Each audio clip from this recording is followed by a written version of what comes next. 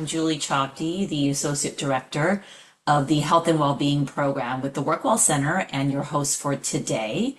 EatWell Bites is sponsored by the USC Healthy Campus EatWell Subcommittee. And on behalf of our subcommittee, we are very excited to continue to offer EatWell Bites monthly to provide you with bite-sized nutrition education and practical tips, hands-on demonstrations, resources to support healthy eating habits. Today's topic is a great one. It's on ultra-processed foods.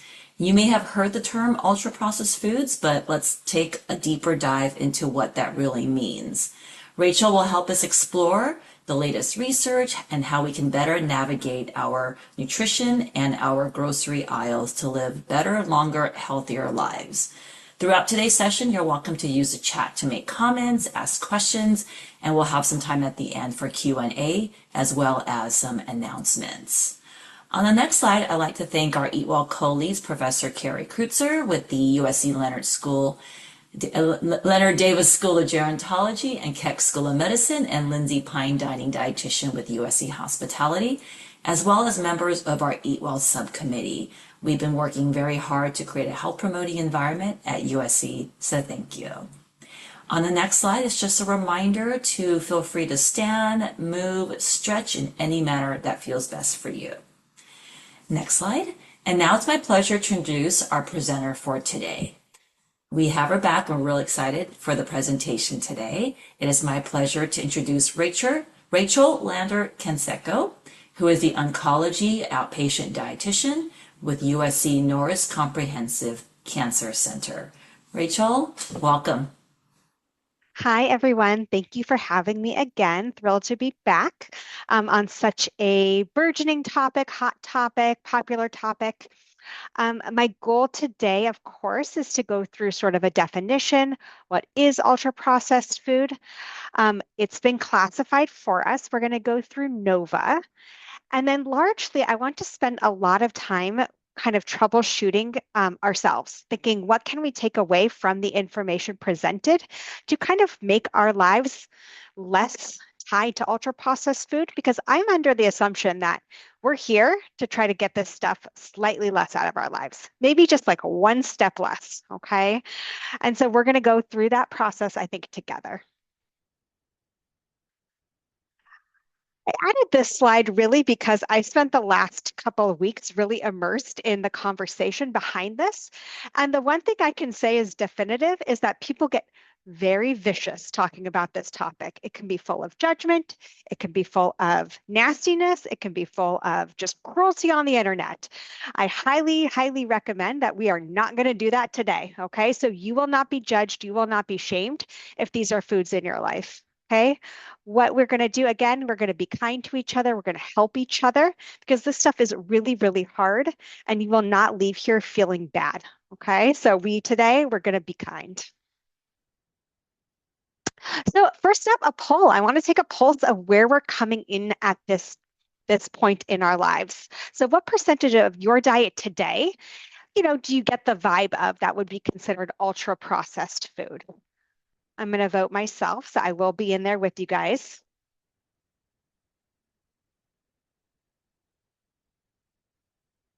Okay, just take a second to think about it.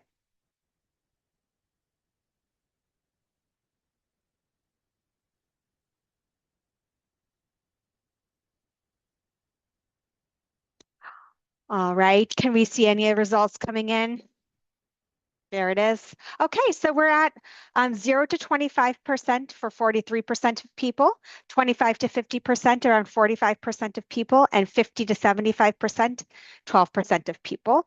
And so wonderful to see that no one says they're in the top, 75 to 100%. Okay. The latest statistics show that the average American or average American diet is at around 60%. Okay. So it seems like we're doing great in this group today, but I don't think that that's a surprising number, 60% of the average diet. And we'll kind of go into some background as to why we think that is, how we got here today. Okay, but where did this term come from? I certainly didn't hear it very much when I was in school to become a dietitian many years ago. Um, but there was a landmark study, okay? So volunteers were fed either an ultra-processed food or non-ultra processed food diet, but they were identical in what we would call macronutrients. So in fat, sugar, salt, and fiber. The groups were given basically carte blanche to eat however much they wanted. On the ultra processed food diet, okay, despite again an equal access, equal macronutrients, they ate 500 calories more per day and gained weight. On the non-ultra processed food diet, they lost weight despite having that unrestricted access. So this led researchers to hypothesize that it was not just nutrition that mattered, as we understand nutrition, right? We understand nutrition as calories, as fat, as carbs, as protein. That's how I spent my whole life understanding it, that it was not just a mechanism of nutrition, but that the processing, that the ingredients themselves contributed to how we, our brain and body process them, that ultimately led to overeating. This study then created what's called the NOVA classification, which we're going to go through today. In the popular sort of era now, we've started seeing a lot of popular books beginning to kind of explore this, be in the top, New York Times lists. Especially the Omnivore's Dilemma was really groundbreaking in this area. Salt, sugar, fat, I highly recommend for people who are interested in sort of how these foods affect our brains, basically the form of addiction and food and addiction. And then ultra processed people is also really wonderful. Read it in preparation for this. And it's basically about how we got to this point today and also a person taking steps to get them out of his life. And so those of you who, again, who have been around in the last, I'll say 42 years, just making a number up, I'm 42, is that this is not your imagination that these foods have increased, okay? You're not crazy for thinking that the foods in the supermarket have changed, the foods at fast food have changed, that the number of additives and ingredients have changed. This is 100% a consequence of a specific government action taken around 1997, where basically what's called the generally recognized as safe loophole. You can go into a whole nother presentation just on that. But what we used to do for the FDA that allowed additives into our food was it used to be food, okay? What was considered an additive was something like vinegar, was something like cheese, was something like baking soda. They basically made it that anything could be considered an additive. And who decides what is generally recognized as safe? It's not the FDA, it's food companies. Okay, so the food companies who are putting additives into our food are also then the ones saying that, hey, it's safe. There's no burden of proof, no need to inform the FDA. This led to a huge explosion of additives on our market. Something like 10,000 of additives are currently permitted, not just in food, but in packaging as well. Okay. And if you, again, comparing it to other countries, it's incredibly permissive. For example, the European Union has something like 400 additives allowed compared to our 10,000. Just a different burden of proof, a different thought process. However, just as an example of how we got to be where we are today, okay, this is essentially a collaboration between government and big business. Okay. So we can say, yes, it is our fault for not having the willpower. Maybe we're not have the money. Maybe we don't have the time. But this was an action taken upon us, okay, without our permission, without research, without study. So the definition of an ultra-processed food, okay, is that foods contain ingredients not commonly used in culinary preparations. I think this is the best, most simple way of thinking of these foods. Most of us would find it incredibly difficult to imitate the sensory qualities of things like a gummy worm, right? Or a Dorito at home without needing extra additives, extra ingredients that food companies use. They are industrial formulations, meaning they're mass processed. Typically, they have 5 or more, but usually many more of these ingredients. The additives there are not just there for flavor, okay? Sometimes they're there to imitate sensory qualities. Thickness, creaminess is a common one in food additives. They're also there to disguise sensory qualities. So sometimes foods, when they're processing them, take on what they consider a a bad smell or a bad taste, and then they have to add something else into it in order to disguise that. Okay. And that all of these processes together basically make our food separate from nature. Okay. Meaning, again, that we can't find these foods anywhere in the world. So now we're going to go through what's considered Nova 1, Nova 2, Nova 3, Nova 4. Okay. The reason why I want to go through this is because this is essentially what every single researcher is using. Okay. Um, so when we're talking about what is an ultra processed food, this is again, if you're reading any certain study, this is what they're going to be using. Okay. So and you will be getting a handout that goes through really specifics about each type of food as well. So I don't have to explain each one, or you can ask yourself. Okay. So Nova Class 1 is unprocessed or minimally processed. That is our whole foods. Okay. So vegetables, meats, grains, dairy, right? Fruits, vegetables, these are things we can recognize as what they are in nature. Okay. We do have to usually do some sort of cooking process in order for them to be edible, but they are again whole foods. Class 2, they call processed culinary ingredients, meaning they help us basically create class 1. So oils, sugars, honey, things that we would add to whole food ingredients to make them edible. Class 3 is processed foods. Okay. A lot of people get caught up in class 3 versus class 4. Okay, but this would be something that takes in a whole food and takes it through an extra step in and of itself. So cured foods. Okay, so we add salt, it turns salmon into a cured food. Jerky, right? We dried foods out. Fresh cheeses, you usually have to add some sort of enzyme to make a cheese happen. Canned tuna, right? It's a whole food. We took tuna and then we had to break it apart to can it. Canned tomatoes, canned vegetables, tomato sauces that don't have any additives. So these are our processed foods, okay? We generally, again, consider most of these a part of our everyday lives. Now, class 4, our ultra processed food, includes literally everything else, okay? And this is sometimes the pros and cons of this title, this topic, is that it is so many foods, right? And we feel like, okay, we don't want to eat ultra processed foods, but how can we not when it's everything all thrown into one pile? Okay.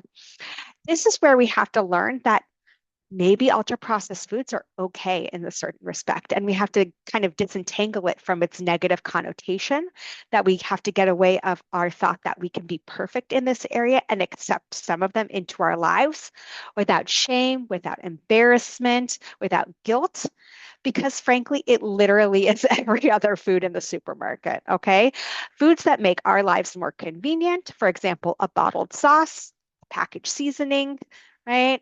Foods that maybe, again, get acceptable dinner on the table for our families. So these are things where we really need to kind of come to terms with this term, all right? Where we don't feel like we're going to have an absolute panic attack if we have them in our lives, because they're everywhere at all times. Okay? And they can be convenient. They can be healthy. They can be steps to be healthier. And I'll talk a little bit about that.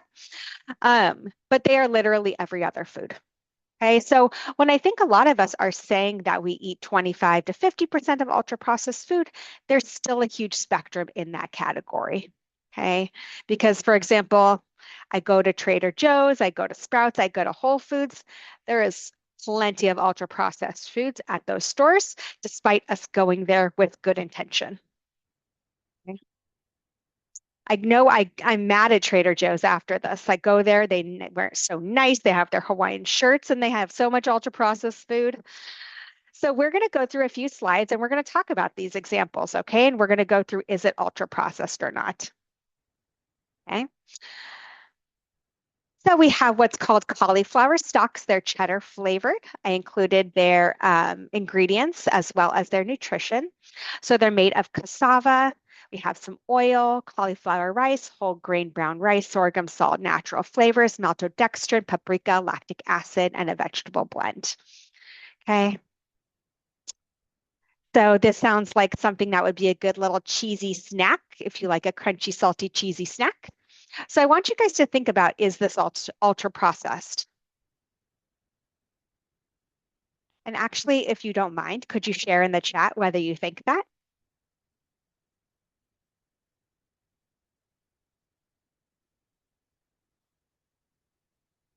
All right. Everyone said yes, which is correct. Okay, correct. Okay, don't let this cute little from the ground packaging fool you, okay? Unfortunately, the maltodextrin, lactic acid, natural flavors, those are considered part of processing, right? And whether they're safe or not is the ultimate question. And we'll talk a little bit about that too. The answer is nobody knows. Okay. So when we take an ultra processed food, there is a roll of the dice. Okay. If our government isn't doing pre-testing to say that this is recognized as safe, who is? Us. We are the ones testing it on our bodies. Okay.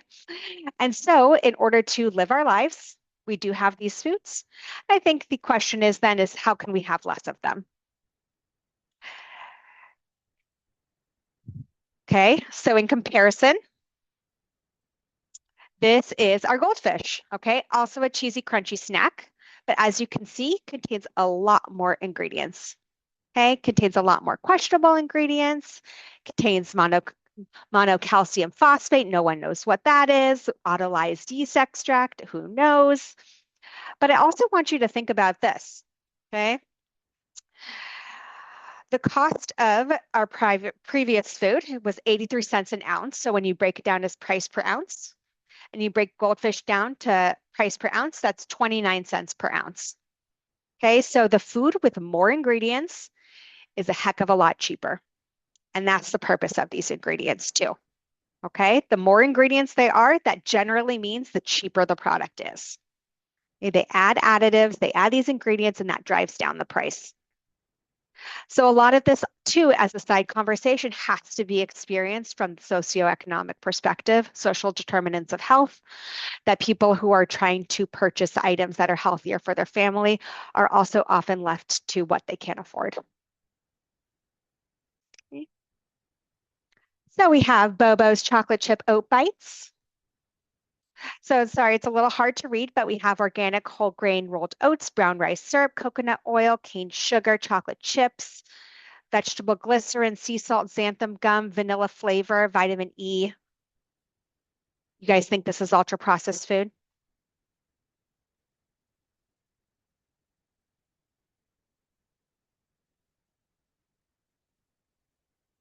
It is. Yes, absolutely. You guys nailed it. So, xanthan gum is literally in everything. Everything in Whole Foods, every salad dressing contains xanthan gum, okay? It is like the number one thing that will be in a ultra processed food. I can almost guarantee it. Um, and then we have our other version, right? We kind of know that this is an ultra processed food. Look at all the ingredients that are there. And again, which one do you think is cheaper, price per ounce? It's going to be the one with more ingredients, the one that's more ultra processed. Okay, this one was 42 cents an ounce. The other one's something like 65 cents an ounce. So the reality is a lot of the people here are going to be eating less ultra processed food because again, you're either going to be cooking more, that is the reality, if you want to get rid of them in your lives, or you're going to be purchasing more expensive stuff. That is the trade-off.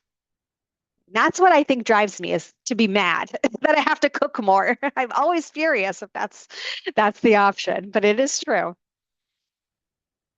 Okay, so we're going to go through an exercise where we can think of an area of our diet we currently have ultra processed food in. We're going to be small and specific, and we're going to be realistic. Okay, and the realism is cooking more or shopping in a way where you may be spending more money. Okay, that is reality. I wish it wasn't this way. Okay. I don't want to cook more any more than you guys do.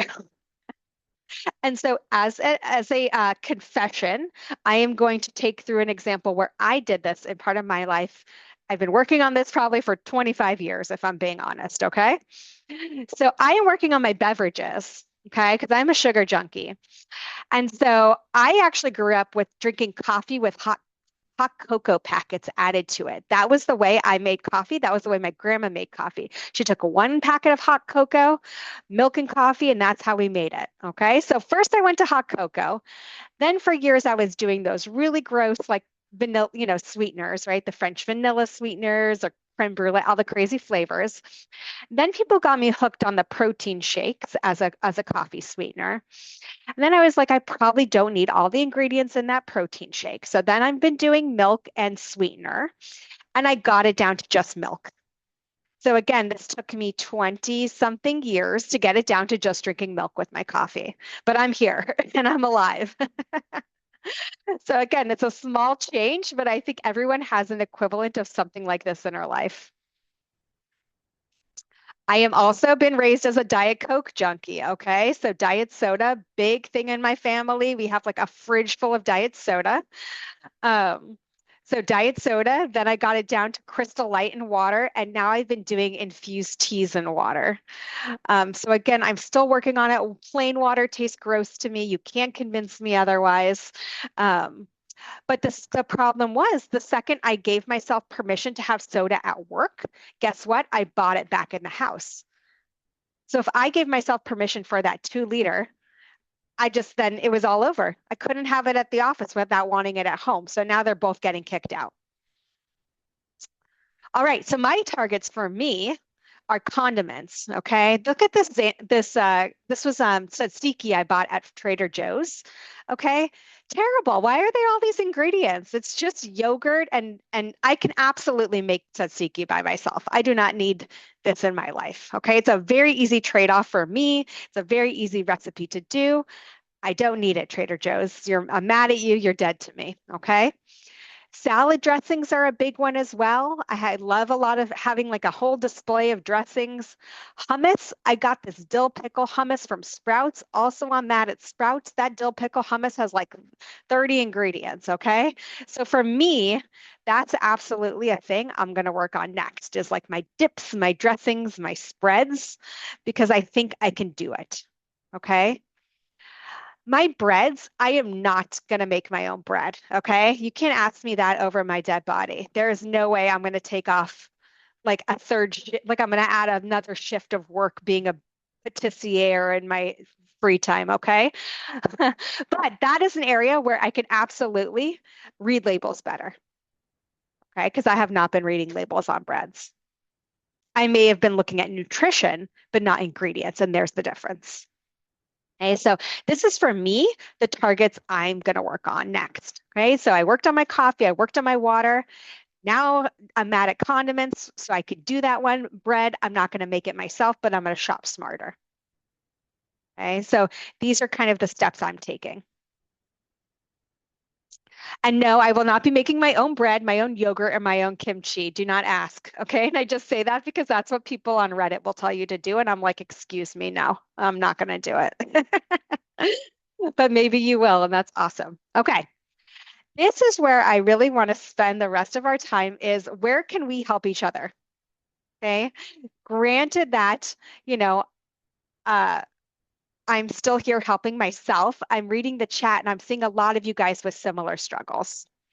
Okay, I'm seeing a lot of relationships with sweeteners, giving up soda.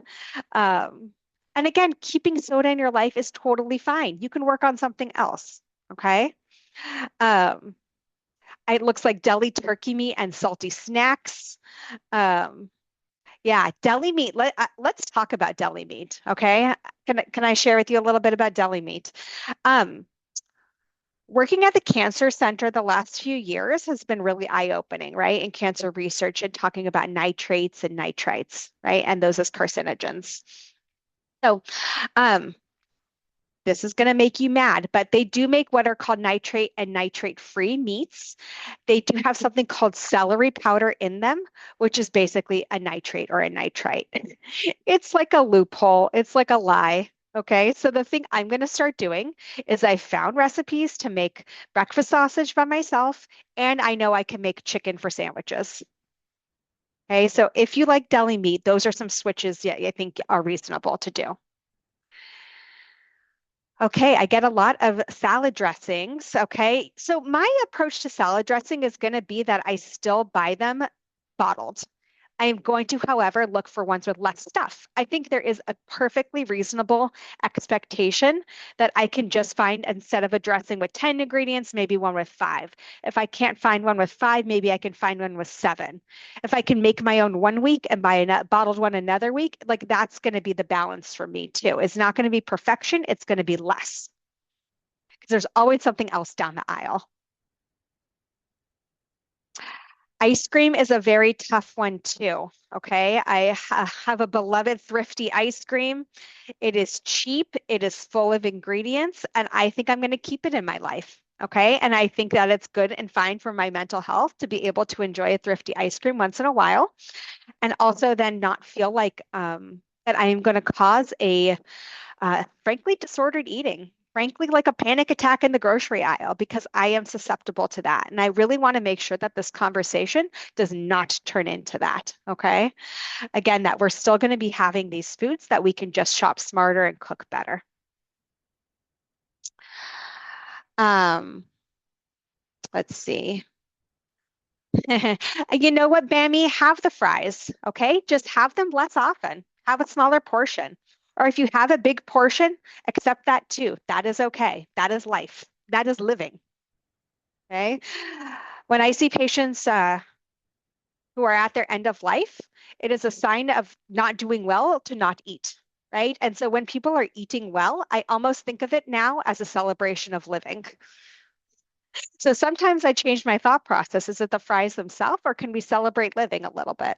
And so I want to say that we can have those crunchy fries and it's a celebration of life. And I love that we're getting promotion for the Girl Scouts. That's great. There was a great question up above about things like impossible meats and beyond meats. Okay, so they are ultra processed foods. However, again, I think they are an acceptable tool for things people like vegans, people like vegetarians, right? Um, People who honestly want a quick convenience food. If you can't cook tofu, tempeh, and beans every night, can you use those things? Yeah, sure. But can you have them maybe less often? Can you have them, I don't know, make sure you're having them with high fiber foods like, again, fruits and vegetables? Do they have a place in your diet? Sure. This is a tough one. I would love some suggestions for parents. How can I work on redirecting my child for all the crazy overprocessed stuff? She gets very tempted. I personally think, frankly, that a lot of parents I know do do the quote healthy version of the snack, right? They will have like the cheese, like the Annie's or the Amy's, right? Assuming that that's the better choice for their child than the stuff that they were raised with, that they have less ingredients, they might be considered organic. Sure, yes, they're high in sugar and salt. Um, but we don't want to create a world where these are just never permitted. When we create a world where these are never permitted, right? Guess what those kids are going to do? They're going to want them more. They're going to want them all the time. They're going to sneak them. um, so yes, that I would try not to create a binary there. I'm so sorry. These are such great questions, and we could talk about so many more of these, but I do want to share some resources for you guys because I think it might answer your questions too. Okay, the Yuka app is probably the most popular app in terms of identifying processed food. Um,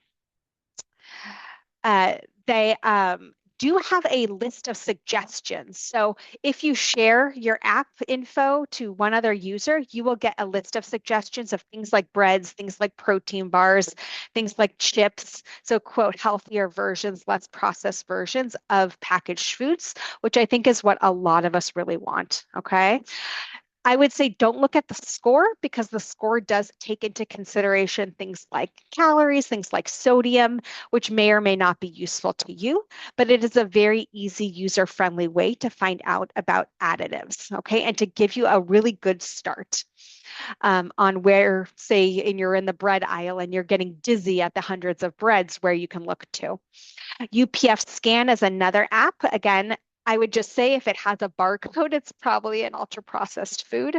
So I don't know if you need an app to tell you that.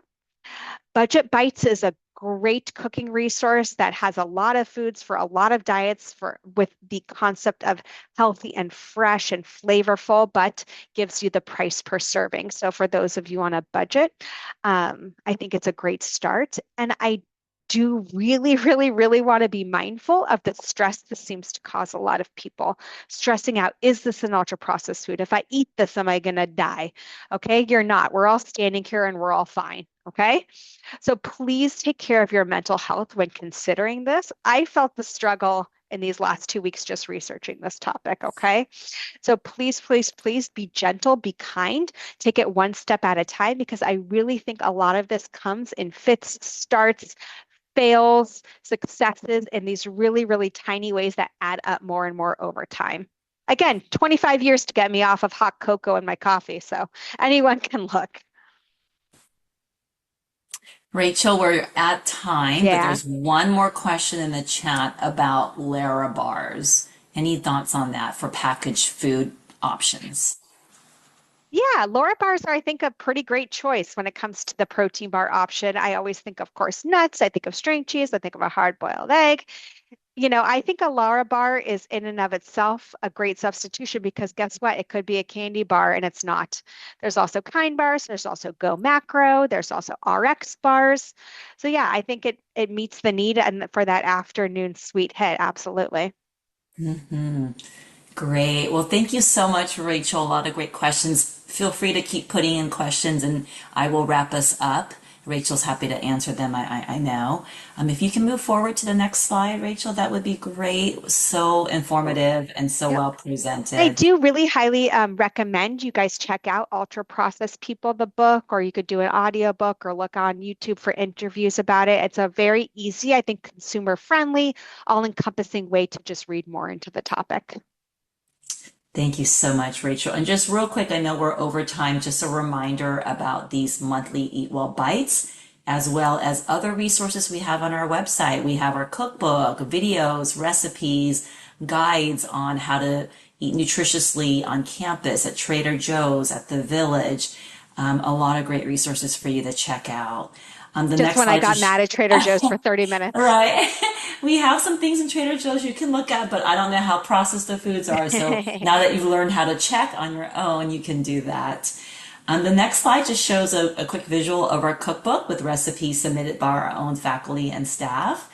So take a look at that. And then the next slide is our Eat Well meals. And each month we're featuring a new Eat Well meal that you can purchase. These are salads, really great salads at Seeds Marketplace. Personally, I love the backyard harvest salad with chicken. I don't use the dressing though. So you can find these when you order on the campus mobile dining app or in person, and make sure you specify you want the Eat Well version. We're also going to be asking you all in the survey to tell us what are some Eat Well meals you'd like to see here at USC. So we're going to be expanding our Eat Well meal program and would love your feedback. And then the next slide is a look at our next session coming up in April on fiber, presented by our very own Dr. Carrie Kreutzer. So make sure you join us for that. And then finally, our last slide is just to say thank you. Please fill out the evaluation form that will be dropped in the chat. And then if you can stop sharing, Rachel, we are going to have our intern pick our lucky raffle winner for today. And Suzanne will be reaching out to the raffle winner to coordinate delivery of your gift card. So if you don't mind, if you can stop sharing your screen, Rachel, so we can pull up our wheel and we will Oh, see stop it. share. Thank you. Yeah. Sorry. There you All go. right. Let's see who our lucky raffle winner is for today. And thank you everyone for being here and for all the great questions and comments. And thank you, Rachel, for a wonderful session. And our lucky winner is, oh, the wheel is going more.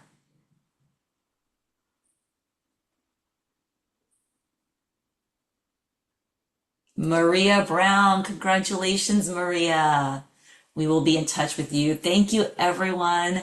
Have a wonderful day. We will see you next week. Thank you, Rachel, again. Amazing session. And remember to look out for those ultra processed foods. Rachel, if you don't mind staying on real quick, that Oh, would be sure. great. Thank you.